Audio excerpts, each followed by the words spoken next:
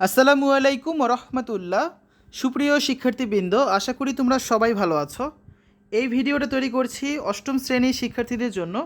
2024 সালের অষ্টম শ্রেণীর বার্ষিক পরীক্ষার নমুনা প্রশ্নপত্রের সমাধান নিয়ে আজকে আলোচনা করব। অষ্টম শ্রেণীর গণিত বার্ষিক পরীক্ষার নমুনা প্রশ্নপত্র 3 এর প্রথম পর্বে আজকে আমরা দেখব নৈর্ব্যক্তিক প্রশ্নের উত্তর।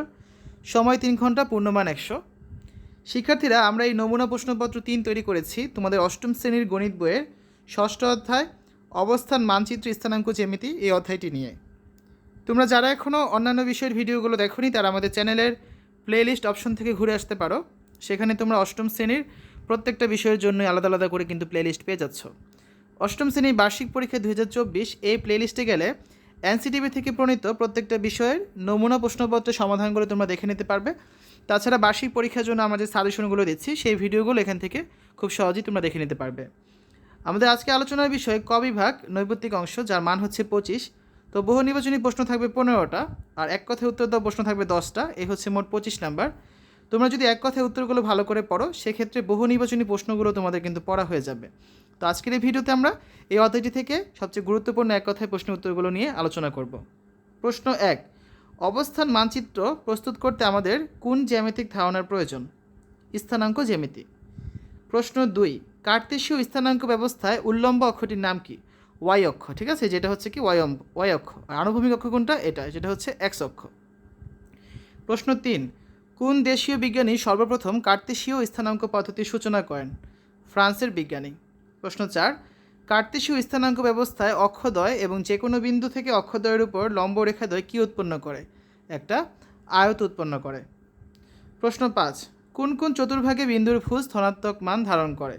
প্রথম এবং চতুর্থ চতুর্ভাগে। খেয়াল করো, এখানে হচ্ছে যদি আমরা একটা চতুর্ভাগ আঁকি, এই যে, ঠিক আছে, তাহলে প্রথম চতুর্ভাগে এখানে হচ্ছে আমাদের এক্স এর মান কি প্লাস। চতুর্থ চতুর্ভাগ কোনটা? এটা। এখানেও কি এক্স এর মান কিন্তু প্লাস, ডান পাশেই আছে। তার মানে কি প্রথম এবং চতুর্থ হচ্ছে আমাদের কারেক্ট অ্যান্সার। প্রশ্ন 6, -7.5, 8 ও 3, -2.5 বিন্দুদ্বয়ের সংযোগ রেখাংশের মধ্যবিন্দুর স্থানাঙ্ক কত? ঠিক আছে, এটা কীভাবে বের করব? এটা আমরা বের করব হচ্ছে প্রথমে x1 + x2 দুটো যোগ করি। এই দুটো যোগ করলে কত হচ্ছে? -4.5, ভাগ করব 2 দ্বারা, তাহলে -2.25। আবার এই দুটো যদি যোগ করি 8 আর -2.5 যোগ করলে হচ্ছে 5.5, যেটাকে 2 দ্বারা ভাগ করলে হচ্ছে 2.75। ঠিক আছে, তারপর 7 নম্বরটা দেখো। 7 নম্বরে আছে কি? কার্তেশীয় স্থানাঙ্ক প্রবর্তন করেন কে? Rene Descartes. প্রশ্ন 8, মূল বিন্দুর স্থানাঙ্ক কত ধরা হয়? 0,0। প্রশ্ন 9, এক্স অক্ষ হতে কোনো বিন্দু লম্ব দূরত্বকে কি বলে? সেটাকে কোটি বলা হয়। ঠিক আছে। প্রশ্ন 10, মূল বিন্দু হতে বাম পাশে যে কোনো বিন্দুর ভুজের চিহ্ন কেমন হয়? মাইনাস হয়। প্রশ্ন 11, মূল বিন্দু হতে এক্স, ওয়াই বিন্দু দূরত্ব কত? √x² + y²। প্রশ্ন 12, 3, -4 বিন্দুটি মূল বিন্দু হতে কত একক দূরে অবস্থিত? তোমরা যদি এই সূত্রে বসাও তাহলে কত হচ্ছে দেখো তো। 3² প্লাস হচ্ছে কত? -4², তার মানে প্লাস 9 + 16 অর্থাৎ √25, তার মানে কত? 5 একক। ঠিক আছে। প্রশ্ন 13, চতুর্ভাগ সংখ্যা মোট কতটি? 4টি। এই যে 1, 2, 3, 4। প্রশ্ন 14, -5,3 বিন্দুটি কোন চতুর্ভাগে অবস্থিত?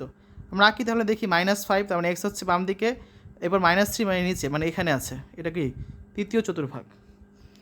তারপর হচ্ছে 15 নাম্বার, -8,0 বিন্দুটির অবস্থান কোথায়? এক্স অক্ষের উপরে। যে -8,0 মানে এই বরাবর হবে, তো এটা তো আমাদের এক্স অক্ষ, আমরা জানি।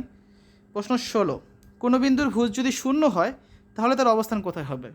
ওয়াই অক্ষের উপরে হবে, কারণ ভুজ শূন্য মানে কি এই পয়েন্টই আছে, তো ওয়াইয়ের মান যে কোনো কিছু হবে, হয় উপরে বা নিচে কিছু একটা হবে। প্রশ্ন 17, -6,8 বিন্দুটি মূল বিন্দু হতে কত দূরে অবস্থিত? তাহলে সূত্র কি? সূত্র হচ্ছে এটা √6² + √8²। মাইনাস আছে আগে সবগুলোতেই, সমস্যা নেই। তাহলে কত? √64, √36 প্লাস হচ্ছে 64, তার মানে কত? রুট হচ্ছে 100। তো √100 মান কত? 10 একক। প্রশ্ন 18, 7, -3 এবং -5,2 বিন্দু দ্বয়ের মধ্যবর্তী দূরত্ব কত? তো মধ্যবর্তী দূরত্ব হচ্ছে কত? 13 একক। ঠিক আছে। এরপর দেখো কি আছে। 19 নম্বরে আছে 5,0 এবং 0,3 বিন্দু দ্বয়ের মধ্যবিন্দুর স্থানাঙ্ক কত?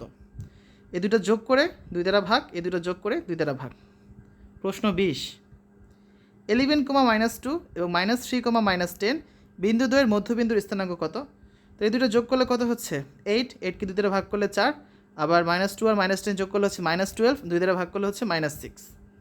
প্রশ্ন 21, মূলবিন্দু এবং 2,4 বিন্দুর সংযোগ সরলরেখার ঢাল কত? ঢাল হচ্ছে 2। তারপর 3,0 22 নম্বরে আছে এবং 5,0 বিন্দু দ্বয়ের সংযোগ সরলরেখার ঢাল কত? 0। 23 নম্বরে আছে y সমান 4x + 3 সমীকরণের লেখচিত্র কোন প্রকৃতির হবে? সরল রেখা হবে, কারণ আমরা জানি y সমান mx + c, এটা হচ্ছে কি একটা সরল রেখার সমীকরণ, ঠিক আছে। 24 নম্বরে কি আছে? x - 3 = 0, সরল রেখাটি কোন অক্ষের সমান্তরাল? y অক্ষের সমান্তরাল। 25 নম্বরে আছে কি x অক্ষের সমান্তরাল সরল রেখার সাধারণ সমীকরণ কি? y = b। প্রশ্ন 26, 1 একক ঢাল বিশিষ্ট এবং মূল বিন্দুগামী সরল রেখার সমীকরণ কত হবে? তো আমরা জানি y সমান mx + c, তো মূল বিন্দুগামী হলে কী হয়? y সমান mx, তাহলে m এর মান হচ্ছে এখানে 1, তার মানে কী লেখা যায়? y সমান x বা x - y সমান 0 লেখা যায়। প্রশ্ন 27, 0 ও 0,0, a 0,7, b 2,0 একই সমতলে তিনটি ভিন্ন বিন্দু হলে কোণ a ও b সমান কত? কোণ a ও b সমান হচ্ছে 90 ডিগ্রি। প্রশ্ন 28, একটি সরলরেখা অঙ্কন করতে সর্বনিম্ন কয়টি বিন্দু প্রয়োজন হয়? অবশ্যই 2টি বিন্দু প্রয়োজন হবে, ঠিক আছে। এই মনে একটা বিন্দু, এই হচ্ছে একটা বিন্দু। প্রশ্ন 29, দুইটি পরস্পরচ্ছেদী সরলরেখা হতে নির্দিষ্ট দূরত্বে কয়টি সরলরেখা থাকতে পারে? একটি। প্রশ্ন 30, কার্তেশীয় স্থানাঙ্ক ব্যবস্থায় ব্যবহৃত অক্ষ দুটির মধ্যবর্তী কোণ কত? 90 ডিগ্রি, ঠিক আছে। এই যে একটা অক্ষ, একটা অক্ষ, তাহলে মধ্যবর্তী কোণ কত? 90 ডিগ্রি। প্রশ্ন 31, ঢাল নির্ণয়ে এক্স অক্ষের কোন দিক বিবেচনায় আনতে হয়? ধনাত্মক দিক। প্রশ্ন 32, দুটি বিন্দুর সংযোজক রেখার ঢাল নির্ণয় সূত্র কি? কোটিদ্বয়ের অন্তর ভাগ হচ্ছে কি ভুজদ্বয়ের অন্তর, তার মানে কি y2 - y1 ভাগ হচ্ছে x2 - x1। প্রশ্ন 33, y অক্ষের সমান্তরাল রেখার সাধারণ সমীকরণ কোনটি? x সমান a, আর x অক্ষের সমান্তরাল কোনটা ছিল? y সমান b। প্রশ্ন 34, y অক্ষের সমান্তরাল রেখার উপরস্থ সকল বিন্দুর কি একই হয়? ভুজ একই হয়। প্রশ্ন 35, মূলবিন্দু হতে 3 একক ডানে x অক্ষের উপর একটি বিন্দুর স্থানাঙ্ক কত? 3,0। প্রশ্ন 36, 7x - 5y = 0 রেখাটি -5, -7 বিন্দুগামী হলে বিন্দুটি কোন চতুর্ভাগে অবস্থিত? এই যে -5,7 মানে এখানে আছে, এটা কি তৃতীয় চতুর্ভাগ। প্রশ্ন 37, মূল বিন্দু থেকে -8,8 এবং 8,a বিন্দুদ্বয় সমদূরবর্তী হলে এর মান কত? এর মান হবে কত? 8 অথবা -8। প্রশ্ন 38, p x, y বিন্দু থেকে y অক্ষের দূরত্ব কত? x একক। প্রশ্ন 39, 6,8 বিন্দু হতে x অক্ষের দূরত্ব কত? 8 একক। প্রশ্ন 40, 2,2 এবং -2,2 বিন্দু দুটির মধ্যকার দূরত্ব কোনটি? 4√2। প্রশ্ন 41, 6,3 এবং 2,2 বিন্দুদ্বয়ের দূরত্ব কত? √17, ঠিক আছে। তারপর দেখো, এটা অনেক প্রশ্ন করতে পারে কীভাবে হলো। এই দেখো 6 - 2 হোল স্কোয়ার, তার মানে কত? 4 স্কোয়ার। আবার 3 - 2 স্কোয়ার মানে কত? 1 স্কোয়ার। তাহলে 4 স্কোয়ার মানে কত? 16। 1 স্কোয়ার মানে 1, তাহলে 16 আর 1 যোগ করলে 17, √17। প্রশ্ন 42, মূল বিন্দু থেকে p -2,2 বিন্দুর দূরত্ব কত? 2√2, ঠিক আছে। কারণ কত হচ্ছে এখানে? এখানে আমরা পাচ্ছি কত? 2 স্কোয়ার + 2 স্কোয়ার মানে 4 + 4 অর্থাৎ √8। √8কে আবার কী লেখা যায়? √8কে লেখা যায় √4 × √2, তার মানে √4 মানে 2√2। প্রশ্ন 43, xy তলে y অক্ষ থেকে a, b বিন্দুটির দূরত্ব কত? a একক। প্রশ্ন 44, x অক্ষ থেকে sin x cos x এর দূরত্ব কত একক? cos x। প্রশ্ন 45, মূল বিন্দু থেকে 6 একক ডানে গিয়ে 13 একক নিচে গেলে যে বিন্দু পাওয়া যাবে তার স্থানাঙ্ক কত? এ হচ্ছে মূল বিন্দু, ডানে 3 একক 6 একক গেলাম, 13 একক নিচে নামলাম, তার মানে x এর মান 6 আর y এর মান হচ্ছে কত? -13। প্রশ্ন 46, xy সমতলে অবস্থিত p 8,0 q 11,0 বিন্দুদ্বয়ের মধ্যে দূরত্ব pq সমান কত? 11 - 8, তার মানে 3 একক।